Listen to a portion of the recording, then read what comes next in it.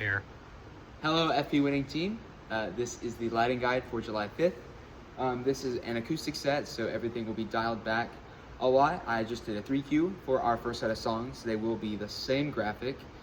We are going to lean more toward a CTO color for that. So that will be the opening set of worship. So I did a CTO 3Q, very minimal movement. I have a gobo on the Quantum, so you can do the same thing with the Rogues at your campus.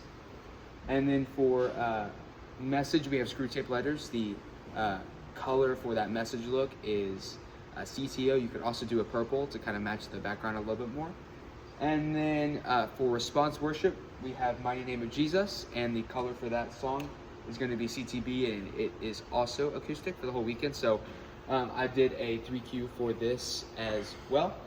Try to stick with just these two colors, CTO at the beginning and CTB for response. And that is all for this weekend. Thank you for serving with us.